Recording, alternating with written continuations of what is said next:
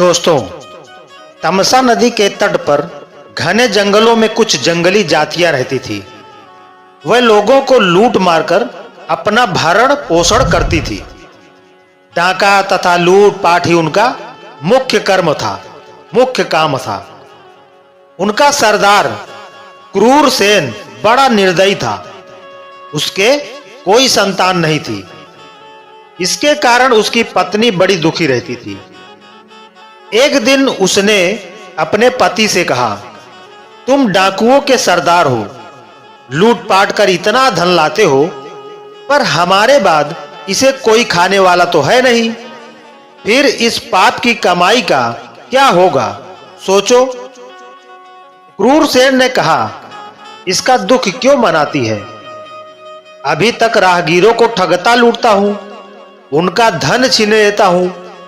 किसी दिन कोई बालक लूट कर लाऊंगा और उससे तेरी गोद भर दूंगा। उसकी पत्नी थोड़ी दयावान थी। बोली, हे भगवान, कैसी बात करते हो? सोचो उस मां का क्या हाल होगा जिसका बच्चा तुम उसकी गोद से छीन कर उठा लाओगे। क्रूरसेन ने कहा, थोड़ा रो धो लेगी, फिर संतोष कर लेगी। जब उसे दूसरा बच्चा हो जाएगा तो पहले वाले को भूल जाएगी। तुझे अपना बच्चा कभी नहीं होगा, इसलिए तेरी खुशी के लिए मुझे ऐसा करना ही पड़ेगा। एक दिन सचमुच क्रूरसेन किसी ब्राह्मण के बच्चे को उठा लाया। उसकी पत्नी ने उसे मां जैसा प्यार देकर पाला। उसका नाम रखा रत्नाकर। बच्चा धीरे धीरे बड़ा होने लगा। जिस तरह निर्दयी डाकुओं के बीच वह पल रहा था, वैसे ही संस्कार उसमें भी आने लगे। बड़ा होकर उसने भी अपनी जीविका इसी प्रकार लूट मार से शुरू कर दी। क्रूरसेन अब बूढ़ा हो चुका था।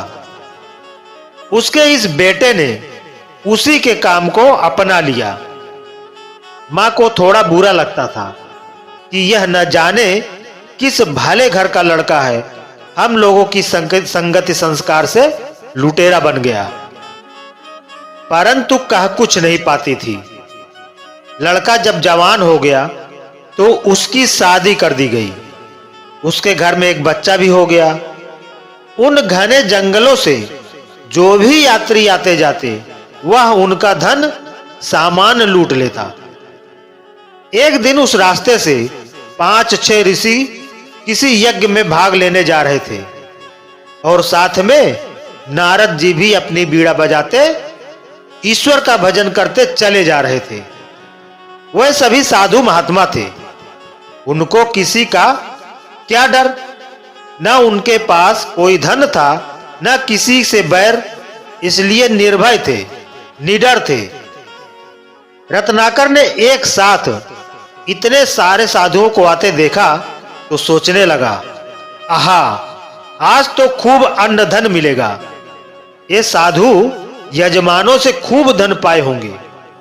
अपने हथियारों से लैस होकर अचानक साधुओं के सामने आया और डांट कर बोला, हे साधुओं, तुम्हारे पास जो भी अन्न धन वस्त्र हो सब रख दो और चुपचाप चले जाओ। अगर तनिक भी प्रतिरोध किया तो जान से हाथ धोना पड़ेगा। मैं सबको मार डालूंगा। अचानक से सामने आए डाकू की ऐसी बात सुनकर साधुओं की तो डर के मारे घिग्गी बंद गई। डरने से तो संकट से छुटकारा मिलेगा नहीं। यही सोचकर नारद जी ने साहस से कहा, भाई, हम लोग साधु सन्यासी हैं, हमारे पास धन कहां? हम लोग एक यज्ञ में जा रहे हैं। यज्ञ की समाप्ति पर ही कुछ दक्षिणा मिलेगी। अभी तो हमारे पास कुछ भी नहीं है। रत्नाकर कड़क कर बोला, मैं कुछ नहीं जानता, मुझे धन चाहिए, ऐसे न जाने दूंगा। हो सकता है तुमने अपने इस तंबूरे में छिपा रखा हो। चुपचाप सीधी तरह दे दो, अन्यथा मैं तुम्हारा तंबूरा तोड़ता हूं। यह कहकर उसने नारद जी का बीड़ा छीन ली। नारद ने सोचा, बड़े संकट में आ गए हैं, अब क्या करें। एक तो यह कर्म से डाकू और बुद्धि से मूर्ख, इसे तो दूसरी तरह से समझाना होगा। यह सोचकर नारद ने कहा, बीड़ा मत तोड़ो, हमारे पास जो भी होगा वह तुम्हें दे देंगे। तुम जो यह लूटपाट करते हो, यह तो बुरा काम है, इसका पाप भी लगता है। अपने परिवार के जिन लोगों के लिए तुम यह काम करते हो, उनसे जाकर पूछो कि लूट का माल खाने पीने मौज करने में तुम सब मेरे भागीदार हो, पर इस बुरे काम का जो पाप फल है, क्या तुम सब उसमें भी मेरे भागीदार रहोगे? मेरे मरने के बाद जब मेरे कर्मों का हिसाब किताब यमराज के यहां होगा, तुम सब उस कर्म फल में भी हिस्सा लोगे। रत्नाकर ने कहा, अरे ऐसी बात तो किसी ने नहीं कही। विद्वान साधु हो, इसलिए ऐसी बात कर रहे हो, पर चतुर भी हो। मैं यह सब पूछने जाऊं और तुम सब यहां से मौका पाकर भाग जाओ। नारद जी हंसने लगे। हंसकर कहा, ऐसी बात नहीं है। ऐसा करो, तुम हम सबको एक रस्सी से किसी पेड़ के साथ बांध दो, हम यहां बंधे रहेंगे और तुम निश्चिंत होकर जाकर पूछो। रत्ना की समझ में यह बात आ गई। उसने सब साधुओं को एक पेड़ के साथ रस्सी में बांध दिया और घर जाकर सब सदस्यों को बुलाकर कहा, मैं आज एक बात आप सबसे पूछना चाहता हूं। लोगों को लूट पाट कर मैं आप सबका भरण पोषण कर रहा हूं। एक तरह से देखा जाए तो निरीह लोगों को लूटना मारना बुरा काम है। बुरे कर्मों का फल भी बुरा होता है। लूटपाट से आए धन अन्न में जैसे आप सब भागीदार हो, क्या ऐसे ही भागीदार मेरे पाप का फल भोगने में भी होगे? आज बेटे के मुंह से दान पुण्य और उसके फल की बात सुनकर मां चौंक गई। सोचा, जरूर कोई बात है। तत्काल जवाब दिया, पुत्र, हर एक व्यक्ति को अपने कर्मों का फल अकेले ही भोगना पड़ता है। कर्म फल में कोई किसी का भागीदार नहीं होता। तुम्हारा काम परिवार का पालन पोषण करना है। वह तुम किस तरह करते हो यह तुम्हें सोचना चाहिए। हमारा भरण पोषण करना तुम्हारा धर्म है। हम खा पी रहे हैं, बुरे काम से यह सब लाते हो तो इस पाप कर्म का फल भी तुम्हें ही अकेले भोगना पड़ेगा। मां के साथ पत्नी और बेटे ने भी ऐसा जवाब दिया। सुनकर रत्नाकर की आंखें खुल गई। वह भागकर साधुओं के पास आया और मां, पत्नी तथा बेटे का दिया उत्तर बताया। नारद जी ने कहा, देखा, पाप कर्म के फल में कोई साथी नहीं होता, इसलिए अपना जीवन नष्ट मत करो। यह सब छोड़कर अच्छे काम करो। रत्नाकर को बड़ी ग्लानि हुई। उसने साधुओं को छोड़ दिया और नारद के चरण पकड़कर कहा, देवर्षि, आपने मेरी आंखें खोल दी। मैं अब जीवन की राह बदल दूंगा। मुझे अब परिवार से कुछ लेना देना नहीं। आप मुझे अपने साथ ले चलो और रास्ता दिखाओ। आपकी संगति में मैं इस पाप कर्म से छुटकारा पा जाऊंगा। रत्नाकर नारद के पास रहा। नारद ने उसे शिक्षा तथा ज्ञान दिया और तपस्या की विधि बताई। रत्नाकर सब भूलकर ऐसा तप करने बैठा कि अपना तन मन सब भूल गया। जहां वह समाधि लगाकर बैठा था, उसके चारों ओर मिट्टी का बल्मीक बन गया। उसी के बीच वह तपस्या में समाधि लगाए रहा। एक दिन नारद के साथ सरस्वती देवी आई। वर्षा से मिट्टी का बल्मीक घुल गया। रत्नाकर की समाधि भंग कर कर नारद ने कहा, रत्नाकर, उठो, तुम्हारी साधना तपस्या सफल हुई। बीड़ा वादनी सरस्वती तुम्हें महाकाव्य लिखने की प्रतिभा प्रदान करने आई है। अब तुम्हारा नाम बल्मीक से प्रकट होने के कारण वाल्मीकि होगा। समझो तुम्हारा पुनर्जन्म हुआ। वाल्मीकि ने नारद और सरस्वती को प्रणाम किया। इन्होंने ही आगे चलकर भगवान राम के जीवन पर रामायण लिखी, जो वाल्मीकि रामायण के नाम से प्रसिद्ध है और जानी जाती है। नया जीवन। दोपहर के पश्चात का समय था। महाभारत के रचयिता वेद व्यास जी ब्रह्म नदी के तट पर बड़े ही उदास, बड़े ही खिन्न बैठे हुए थे। नदी कल कल स्वरों से बह रही थी। सामने पर्वत की चोटी पर बिछी हुई बर्फ के ऊपर सूर्य की सुनहरी किरणें खिल रही थी। पर्वत के नीचे वृक्षों पर कल कंठों से पक्षी गा रहे थे। पर वेद व्यास जी के लिए प्रकृति का यह वैभव बिल्कुल निस्सार था। वह उदास मुख विचारों में खोए हुए थे।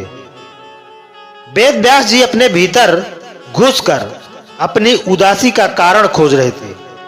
वह सोच रहे थे, उनकी तो किसी में कोई आसक्ति नहीं, फिर उनके मन में यह खिन्नता किस बात के लिए।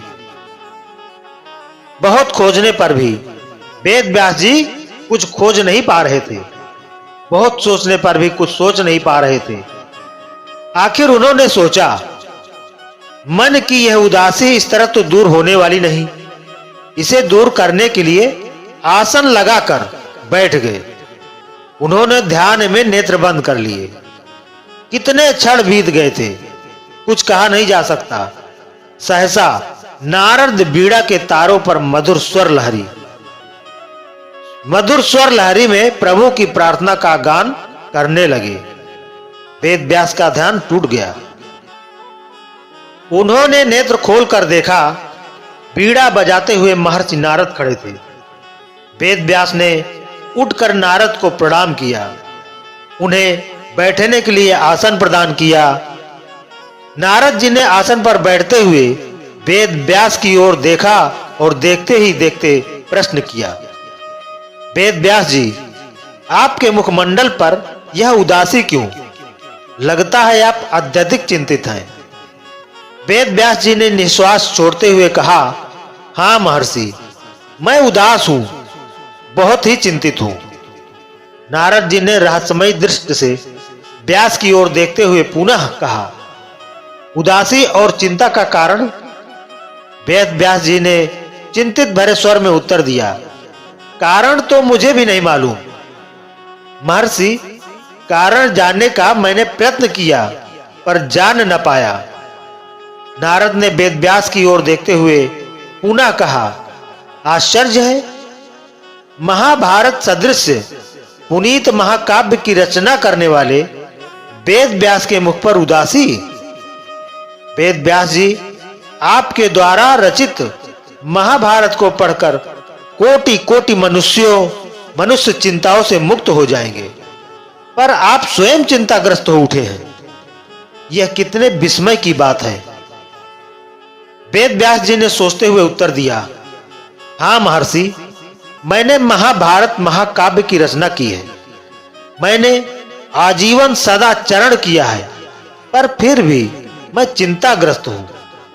मेरी समझ में नहीं आ रहा है महामुने, मैं चिंताग्रस्त क्यों हूं? नारद ने कहा, आपका महाभारत महाकाव्य हिंसा प्रतिहिंसा से भरा हुआ है। हो सकता है उसी हिंसा प्रतिहिंसा के कारण आपका मन खिन्न हो गया हो। वेद व्यास जी बोले, हो सकता है मेरी खिन्नता का कारण वही हो। मैं उसके लिए जप करूंगा। नारद ने कहा, माता सरस्वती ने आपको ग्रंथ रचना के लिए भेजा है। जप के लिए नहीं, तप के द्वारा केवल आपका ही कल्याण होगा, पर ग्रंथ से कोटि कोटि मनुष्यों का कल्याण होगा। नारद जी की बात सुनकर वेद व्यास जी विचारों में उलझ गए। उन्होंने नारद की ओर देखते हुए कहा, ग्रंथ रचना तो मैं कर चुका महामुने। महाभारत से बढ़कर ग्रंथ मैं अब नहीं लिख सकता। नारद ने कहा, वेद व्यास जी, आपकी ग्रंथ रचना अभी अधूरी है। आपने महाभारत की रचना तो की, पर अभी तक महाभारत के सूत्रधार के चरित्र का गान नहीं किया। जब तक आप उसके चरित्र का गान नहीं करेंगे, आपकी ग्रंथ रचना अधूरी रहेगी। आपने उनके चरित्र का गान नहीं किया, यही आपकी उदासी का कारण है। यह सुनकर वेदव्यास जी विचारों की तरंगों में डूब गए।